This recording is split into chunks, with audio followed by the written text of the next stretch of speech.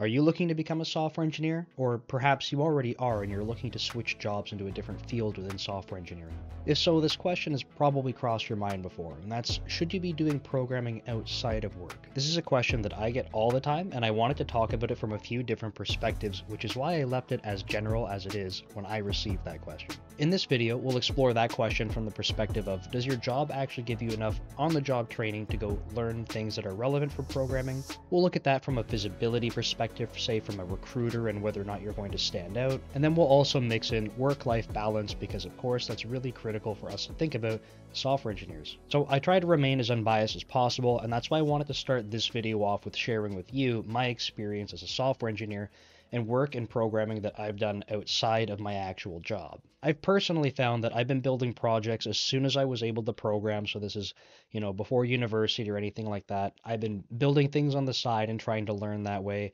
While I was in school, I was doing the same thing, and then while working full time, I continued to do the same thing as well. For me, I actually landed my first internship position that was intended for more senior developers because I had actually been programming a little video game on the side. You'll hear in some of the other content that I put out that I do attribute a lot of my success as a software developer to being able to create things on the side as well. In fact, there's actually projects that I put together just for the sake of being able to create content around them. So if you're watching things on my channel, sometimes that's going to be side projects outside of work, and sometimes those are projects I create just for content creation. So for me, I've always been creating programs and developing things on the side outside of work. So let's approach this question, do I need to be developing things outside of work, from the perspective of someone who's trying to get started as a software engineer. So if you're actually in this situation, I want you to think about you applying for a job from the other side of things. And what I mean by that is, think about being the recruiter. Think about being the person who's going to be looking through resumes and actually doing the hiring. So it's probably pretty rare that in the job description itself it says you must be programming things outside of school or outside of work. So if the question is whether or not that's a hard requirement, the answer is most likely no, that's not a hard requirement.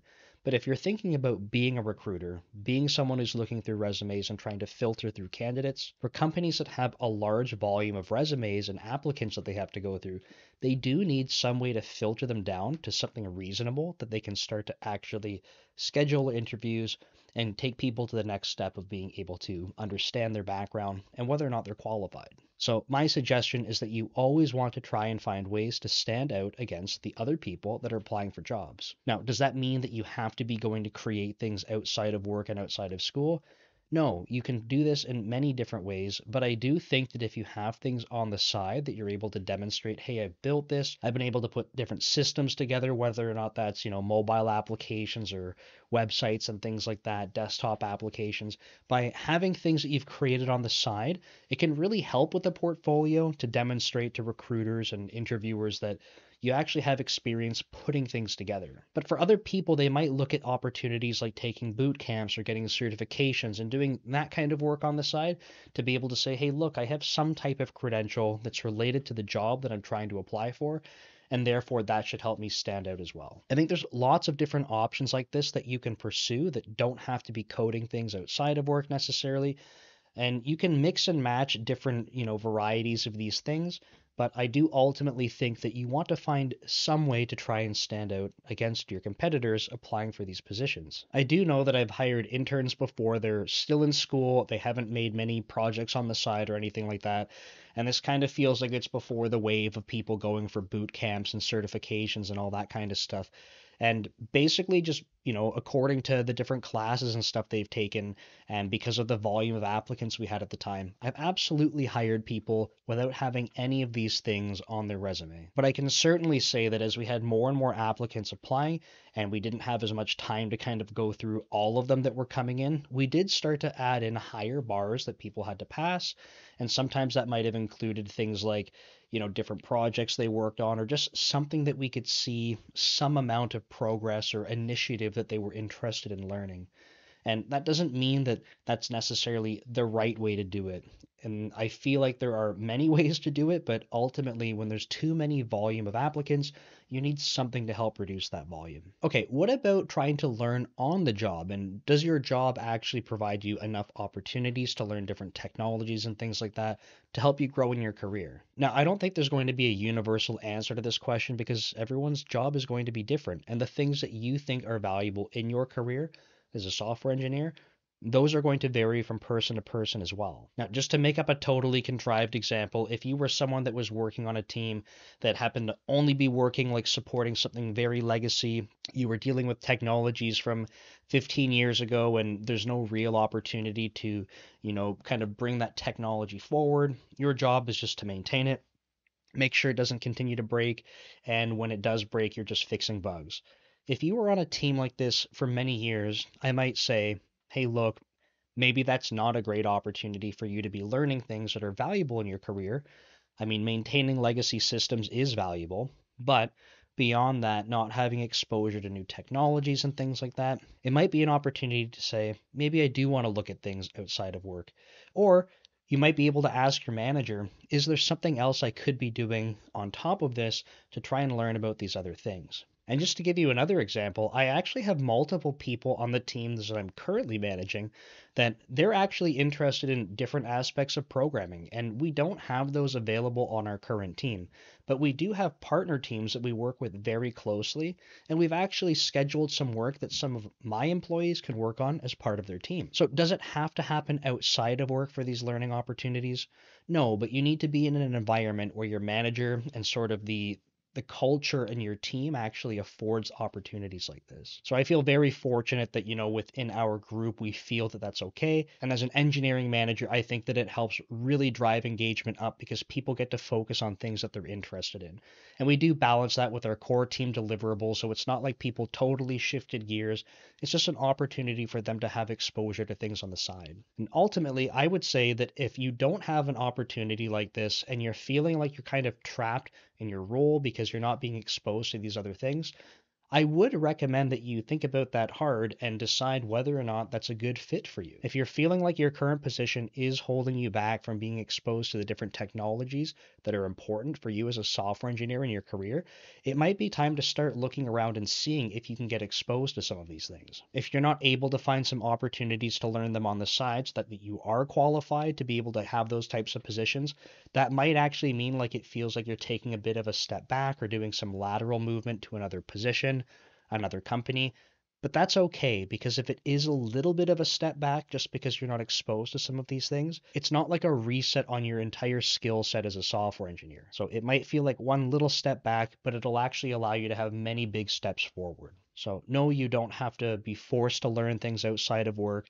Hopefully, your work environment actually affords you some opportunities to do some of these things like being exposed to different technologies, maybe by helping out other teams and things like that. But ultimately, you need to make a decision whether or not you're in the right place for yourself and your career. And of course, I wanted to touch on work-life balance because I think this is super critical. And actually, earlier this year, there was a really popular or infamous tweet, I suppose, that went out that said something along the lines of like, don't bother applying for this senior engineering role if your GitHub doesn't look like this. And the internet reacted as the internet does. So people were totally up in arms about this because it was basically implying that outside of work, you must be committing to GitHub, open source projects, things like that, or whether or not they're open source or not, I suppose, just having, public GitHub pages where you're committing code regularly. The idea was that you are a very active developer outside of your role, and it was measured strictly through GitHub commits. So not only were tons of people just saying like, hey, like I commit code all the time and it's not something you're going to see on these GitHub pages, a lot of people were actually talking about work-life balance. And their point was that if a company is only going to be hiring them because they're looking at basically them being a machine that's only cranking out code 24/7, they were like, that's probably not a place I want to work at. And I kind of want to bring this full circle because in the beginning I was talking mostly about individuals that are trying to get started started in software engineering. And some of the people commenting on this were actually experienced people in the field of software engineering for many years. So I think that in the beginning, when you're getting started and you're trying to get, that leg up on the other competitors for the job applications you're going for, you probably want to invest a little bit more time so that you can stand out. And that's why I was mentioning things like doing projects on the side, and for some other people, it might be boot camps or courses or certifications and stuff like that. You're kind of looking for any edge that you can have against the competitors applying for these positions. And that's because your resume at that point in time probably doesn't have a whole lot on it if you're just getting started. For the people with a lot more experience, they don't have to lean on some of these extracurricular activities as much. If they're interested in them, great. If they're passionate about trying to explore some of this stuff outside of work, great. Yes, that's helpful, but I don't think it's necessary at all. And I think that it becomes less and less of a thing that you need to lean on the more experience you have on your resume. So I totally agree with a lot of these people that were making comments saying like, hey, look, I code at work. I'm a software engineer during the day, and at night I am a family man or family woman. I am a person that likes to play sports. I'm whatever. You are your own person outside of work hours, and that does not mean that you have to be a software engineer. And I think that is totally fair, and I think that it would be totally silly for companies to expect that people have to be software engineers around the clock, even outside of working hours. Again, for me, my story is a little bit different because I do actually enjoy programming outside of work. It's a little bit unusual, but I do have other hobbies, like I enjoy bodybuilding outside of that as well. It's just that a lot of my personal time is still actually spent developing software. And if I'm not developing it, I'm on a camera talking about it or writing blog posts about it. So I do think that work-life balance is really critical. And like I said, I think that dichotomy that we have, especially talking through this video, is that early on in your career, when you don't have a lot to lean on for your resume, you may want to find extra opportunities. And when you are more seasoned in your career, you shouldn't have to lean on these as much because your resume should be able to speak for itself. So that wraps up one of the questions that I'm asked most frequently, which is, do I have to be programming outside of work? I realized the answer wasn't a, clear-cut yes or no, black and white answer. Somewhere in the middle, depending on where you are in your career. But I do think that it's never required. I just think that it can be extra beneficial in some situations. So thank you so much for watching. I hope you enjoyed, and we'll see you next time.